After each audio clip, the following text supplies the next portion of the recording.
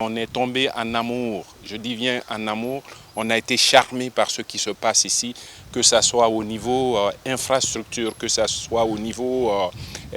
tout ce qui se passe en réalité au Bénin m'interpelle.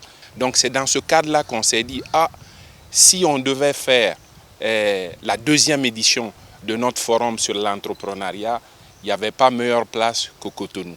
Et c'est la raison pour laquelle nous avons choisi Cotonou pour faire cette deuxième édition.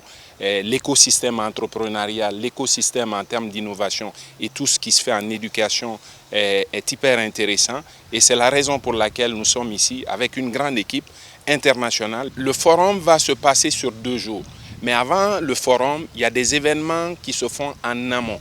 On a commencé dans un premier temps à lancer un appel à projet Bénin et Québec, où on a financé des projets partenariats béninois et québécois de plus de 40 millions de francs CFA. Ça, on a fait ça.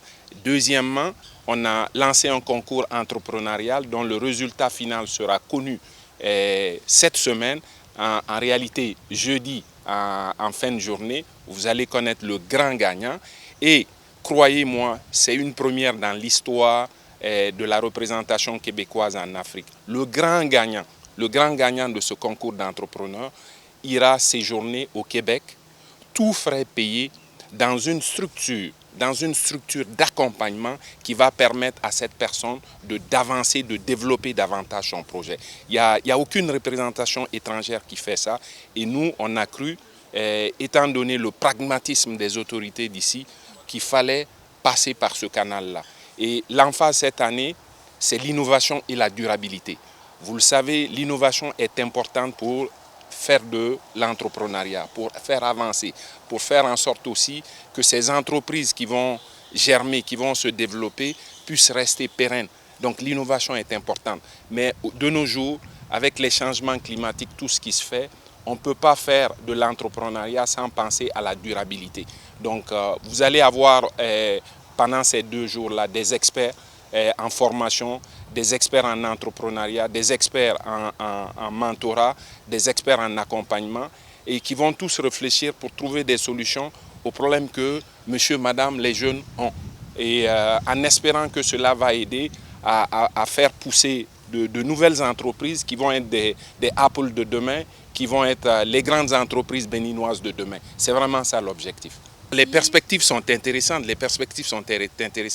Pensez-y, on est venu l'année passée visiter. Là, on fait un concours où on investit beaucoup d'argent. Donc, qu'est-ce que vous pensez qui va se passer l'année prochaine? Et d'autant plus que nous sommes en amour avec votre pays. Nous sommes en amour avec tout ce qui se passe dans l'écosystème. Donc, on va être là, supporter l'entrepreneuriat. Le Québec, il faut le rappeler, le Québec, c'est une des nations en termes de culture entrepreneuriale où tu en as partout. 80% de l'économie québécoise, c'est des PME, des entreprises qui appartiennent à monsieur, madame, tout le monde. Donc nous voulons vraiment, quand on a choisi le Bénin, on s'était dit, le maillage peut mieux se faire avec le Bénin. C'est la raison pour laquelle nous avons choisi le Bénin. Donc on va essayer de pousser ce partenariat à un niveau qui n'a jamais été atteint. Mais évidemment, quand on parle de partenariat, ce n'est pas juste le Québec, ça se fait aussi avec des jeunes, des femmes, des gens du Bénin. Donc on veut vraiment ce maillage-là entre le Bénin et le Québec. Ce partenariat va se développer. Vraiment, les deux le veulent. Je l'ai senti lors de mes rencontres avec les autorités. D'ailleurs, le Grand Prix va être remis par le ministre d'État, Biotchéné, et c'est lui qui va présider aussi la cérémonie de clôture. Donc ça démontre quand même que les autorités ont un intérêt particulier à ça.